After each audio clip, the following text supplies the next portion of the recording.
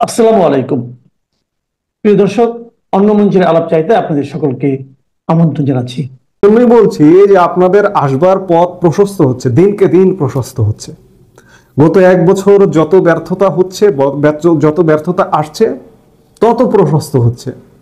এখন আসি মূল কথায়।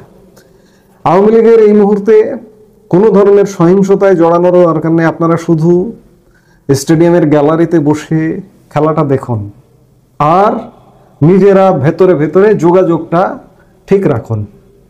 ওই যোগাযোগের মধ্যেও আবার আপনাদের বিরোধী পক্ষকে অনলাইনে অনেক জায়গায় ঢুকিয়ে ফেলছেন। আপনারা কি আলাপ করছেন সেই আলাপটা আবার বাইরে পাস করে দিচ্ছে। এগুলো থেকে সতর্ক থাকুন। আমি যেটি বলছিলাম যে খেলা শুরু হয়ে গেছে। বিএনপি বাংলাদেশের আপনাদের পরেই বা আপনাদের সমপর্যায়েরই যদি বলি যে বাংলাদেশের প্রধান একটি রাজনৈতিক দল বিএনপি। বিএনপিকে বর্তমান যে বন্দোবস্ত ব্যবস্থা কোনোভাবে দাঁড়াতে দেবে না, এটি একদম নিশ্চিত করে বলা যায়। তারেক রহমান সব মামলা থেকে তো খালাস পেয়ে গেছেন, তাই না? তিনি তো এখন দেশে আসতে পারেন, খালাস পেয়ে গেছেন। কিন্তু আপনারা নিশ্চয়ই ইতিমধ্যেই জানেন যে তারেক রহমানের খালাস প্রাপ্ত মামলাগুলো আবার আপিল বিভাগে চালু হয়ে গেছে। এই যে 21শে আগস্ট গ্রেনেড হামলা মামলার আজকে শুনানি হয়েছে, এবং আজকে শুনানি শেষে এটিকে 13 আগস্ট পর্যন্ত মুলতবি ঘোষণা করা হয়েছে। সরকার এবং সরকার পক্ষ থেকে আপিলটা করা হয়েছে, কিন্তু সরকার এই মামলাটাকে ঘুরিয়ে দিতে পারে, তারেক রহমানের আশাটাকে বাধাগ্রস্ত করতে পারে। এটি এক প্রকার নিশ্চিত যে বিএনপিকে কোনোভাবে বর্তমান বন্দোবস্ত, আমি বন্দোবস্তই বলি, এরা যেহেতু বন্দোবস্ত বলে, বন্দোবস্ত কোনোভাবে দাঁড়াতে দেবে না। 21শে আগস্ট গ্রেনেড হামলা মামলার আপিল শুরু হয়েছে। এই মামলাটাতে সব আসামির খালাস দেওয়া হয়েছিল। বোঝাতে চাইছে যে 21শে আগস্ট গ্রেনেড হামলা কোনো ঘটনা ঘটেনি। সেখানে যে 21শে আগস্ট 2004-এ যে মানুষগুলো মারা গিয়েছিল, সেগুলো কিভাবে মারা গিয়েছিল? অনেকে তুচ্ছ তাচ্ছিল্য করে বলেছেন যে পাতলা পায়খানা হয়ে মারা গিয়েছিল, কিংবা টর্নেডো ঝড় ঝঞ্ঝায় মারা গিয়েছিল। 21শে আগস্টের বোমা হামলার মতো ঘটনা ঘটেনি। নজিরবিহীনভাবে সব আসামিদের সব খালাস করে দেওয়া হয়েছিল। এটি আবার চালু করেছে সরকার, এবং আরো অন্যান্য মামলাগুলো চালু করবে। আজকে দেখেছেন এনসিপির আহ্বায়ক নাহিদ ইসলাম ফেসবুকে একটা দীর্ঘ স্ট্যাটাস দিয়েছেন। সেখানে বিএনপি মহাসচিব তারেক রহমানের সমালোচনা করেছেন। গত বছরের 5 আগস্ট পরবর্তীকালে কি ঘটেছিল, জাতীয় সরকার, সংবিধান স্থগিত, নতুন সংবিধান রচনা, এগুলোতে তারেক রহমান রাজি হননি। মির্জা ফখরুল ইসলাম আলমগীরের নাহিদ ইসলাম সমালোচনা করেছেন। খেলা জমে গেছে। আওয়ামী লীগ মন্দের ভালো আওয়ামী লীগ, আপনাদের জন্য খেলা জমে গেছে। আপনারা শুধুমাত্র সাইডে বসে দেখুন, পর্যবেক্ষণ করুন। এরা নিজেরা এদের মারামারি করবে, ফাটাফাটি করবে। এই যে দেখুন, ঢাকা বিশ্ববিদ্যালয় শিবির জুলাই আগস্টের বিশাল একটা কৃতিত্ব নেয়। আজকে নাহিদ ইসলাম ফ্রুটিকা খেয়ে ফেসবুক স্ট্যাটাসে বলেছেন যে তাদের সাথে নাকি শিবির ছিল না। ওই যে সাদিক কায়ুম নামে একটি ছেলে ঢাকা বিশ্ববিদ্যালয় শিবিরের সভাপতি ছিল তখন, তো সাদিক কায়ুম কোনো কালেও নাকি সমন্বয়ক ছিল না। 5 আগস্ট থেকে সমন্বয়ক পরিচয়টা বহন করে বা ব্যবহার করে। অর্থাৎ নিজেরাই নিজেদের অনেক গোমর ফাঁক করে দিচ্ছে, প্রকাশ করে দিচ্ছে। আওয়ামী লীগের এটা বোঝা উচিত যে বর্তমানে যেভাবে চলছে এটি একটা অ্যাবনর্মালিটি দিয়ে চলবে না, চলতে পারে না। এবং বিএনপি পদে পদে ধরা খাচ্ছে, ধরা খাবে। বিএনপি এখনো পর্যন্ত আওয়ামী লীগের শরণাপন্ন হয়নি। যদি না হয়ে থাকে শরণাপন্ন হবে। আর শরণাপন্ন যদি না হয় বিএনপির অস্তিত্ব থাকবে না, অস্তিত্ব রাখবে না এরাই, এনসিপি, জামাত এবং সরকার ত্রিমুখী। আর এই অবস্থাও চলবে না। বিএনপি আওয়ামী লীগের কাছে যেতে হবে।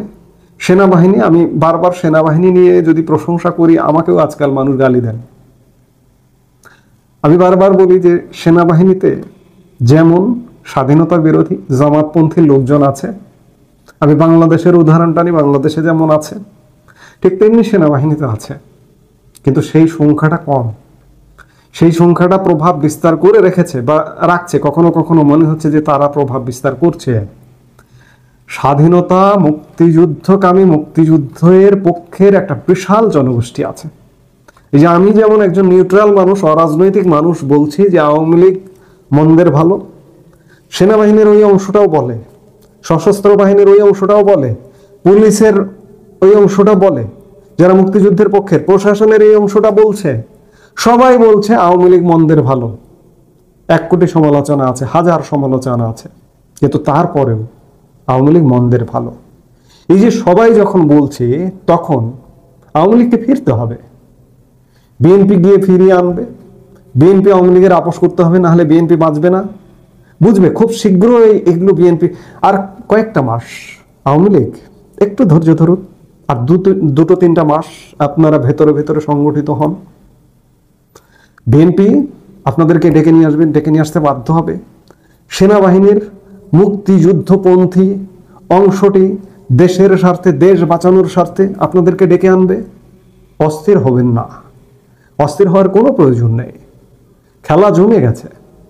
এরা যত নাটক করছে, বর্তমান বন্দোবস্ত, জামাত, এনসিপি সরকার ত্রিমুখী নাটক, যত নাটক করছে সব নাটক ব্যর্থ হচ্ছে, সব নাটক ফেল করছে। কাজেই আওয়ামী লীগের এই মুহূর্তে এখনো পর্যন্ত দিশেহারা মানুষ। আমি বলবো না যে ডেট দিয়ে, তারিখ দিয়ে, আওয়ামী লীগের এখনো এই যে এই ক্রান্তিকালেও ইন্টারনাল কাজ করার ক্ষেত্রেও নানা রকম দুর্বলতা আছে। এই যে অনলাইনে একটা যুদ্ধ ফাটিয়ে যুদ্ধ করে দেওয়া যায়, সাইবার যোদ্ধারা আওয়ামী লীগের কোথায়? কই, তারা তো আপনাদের জন্য কথা বলে না, আপনাদের জন্য কান্না কাঁদে না। যতটুকু কথা বলে, কথা বলি, এই আমরা আমরা আমরা নিরপেক্ষ নিউট্রাল মানুষজন আপনাদের জন্য কথা বলি। কারণ ওই যে বলি যে মন্দের ভালো আপনারাও সমালোচনার ঊর্ধ্বে নয়। এই মন্দের ভালোর জায়গা থেকে আমরা নিজের খেয়ে বনের মোষ তাড়াই, আপনাদের প্রশংসা করি। আপনাদের সাইবার যোদ্ধারা কোথায়? সেদিন আওয়ামী লীগের এক সাবেক মন্ত্রীর সাথে আমার কথা হচ্ছিল, কথায় কথায় সেই মন্ত্রীর কণ্ঠে শুনলাম যে সাইবার যোদ্ধা না, তারা ছিল খাইবার যোদ্ধা, খাইয়া তারা চলিয়া গিয়েছে, আর আপনাদের জন্য কথা বলেন না, মায়া কান্না কাঁদেন না, এখনো নেই। কাজে লাগবে না, বাই ন্যাচারালি, প্রাকৃতিকভাবে আওয়ামী লীগ ফিরে আসবে, প্রেক্ষাপট আওয়ামী লীগকে ফিরিয়ে আনবে। সেই প্রেক্ষাপটটা তৈরি হচ্ছে, একটু ধৈর্য ধরুন, একটু ধৈর্য ধরে অপেক্ষা করুন, দেখুন, খেলা জমে গেছে। কাজেই আওয়ামী লীগ ফিরবে, সেটা 3 দিন পরে, 7 দিন পরে, অনেকে যেভাবে ডেট দিয়ে দেয়, আমার বাংলাদেশ থেকে, আমার পাশের দেশ থেকে, এইভাবে ভাই আমি ডেট দিতে পারবো না। প্রেক্ষাপট রচিত হচ্ছে, এটা তকদিরেরও ব্যাপার আছে। আমি তকদিরে প্রচন্ডভাবে বিশ্বাস করি, উপর থেকে একজন তকদির নিয়ন্ত্রণ করেন, এটি আমি প্রচন্ডভাবে বিশ্বাস করি। ব্যাটে বলে সবকিছু ম্যাচ করলে, মিলে গেলে পরিস্থিতি খুব শীঘ্রই ক্রিয়েট হবে, আর ম্যাক্সিমাম 2 থেকে 3 মাস লাগবে। এই যে এই অগাস্টের মধ্যে এরা অনেক কিছু করতে চাইছে, বর্তমান বন্দোবস্তওয়ালারা যখন ফেল করবে, তখনই তারপরেই পরিস্থিতি পাল্টাতে শুরু হবে। এখন দেখার বিষয়, আমাদের সেই সময় পর্যন্ত দেখতে হবে, ধৈর্য ধরতে হবে। আমি এই ধরনের কথা বলবার সময় প্রতিটি কথার শেষে বলি যে আমাদের দেখতে হবে, ধৈর্য ধরতে হবে। অনেক তো ধৈর্য ধরেছেন, 1 বছর যাবৎ বাংলাদেশের মানুষ কষ্ট করছে। আমরা আওয়ামী লীগ ফিরবে, সেই আওয়ামী লীগকে আমরা কিন্তু একটা ভালো আওয়ামী লীগ হিসেবে দেখতে চাই। এই যে আমরা সমালোচনার কথা বলছি, হাজারটা সমালোচনা আছে, কেন থাকবে? এই সমালোচনার ঊর্ধ্বে উঠে যাবে আওয়ামী লীগ। আওয়ামী লীগ যেন এসে আগামীতে বাংলাদেশে একটা নতুন ধারার রাজনীতি তৈরি করে। ওকে ধরবো, ওকে মারবো, ওকে কাটবো, এগুলো নয়। বিএনপি রাজনীতি করবে, জামাত রাজনীতি করবে, সবাই রাজনীতি করবে, কিন্তু যারা দাগী অপরাধী, যারা দেশের শত্রু, যারা দেশের ক্ষতি করেছে, এই 1 বছরে যারা ক্ষতি করেছে, তাদের কিন্তু বিচার হতে হবে। যে আমি বলছিলাম যে জামাত রাজনীতি করবে, ইসলামী অন্যান্য যে দলগুলো আছে, বাংলাদেশের মানুষ যদি মনে করে যে তাদের গ্রহণ করবে, বন্ধ নয়, বাধা নয়। বাধা দেবেন কেন? বাধা দেবেন না। উদার অসাম্প্রদায়িক রাজনীতি করবেন এবং কেউ যেন বিশেষ প্রায়োরিটি না পায়। আমি প্রায়োরিটির কথা যদি বলি, ধরুন আমার পবিত্র মসজিদ, সেই মসজিদে রাজনৈতিক কার্যক্রম করাটা কি দেখতে সুন্দর দেখা যায়?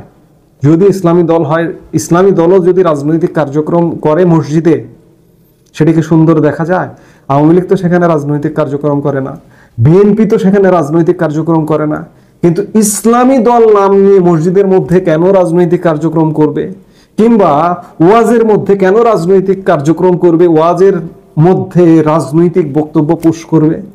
এগুলো বন্ধ করতে হবে, এগুলো দমন করতে হবে, সবার জন্য সমান রাজনৈতিক পরিবেশ তৈরি করতে হবে এবং এই যে অপকর্মগুলো, এগুলো বন্ধ করতে হবে।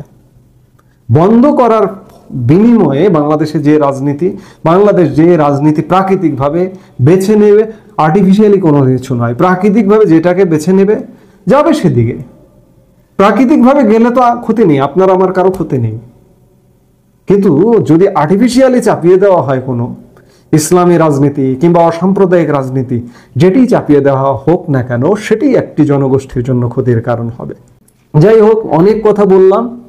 শেষ কথা, শুরুতে যেটি বলেছিলাম যে খেলা তো জমে গেছে। আওয়ামী লীগ দেখুন, শুধু দেখুন, পর্যবেক্ষণ করুন এবং দেখুন।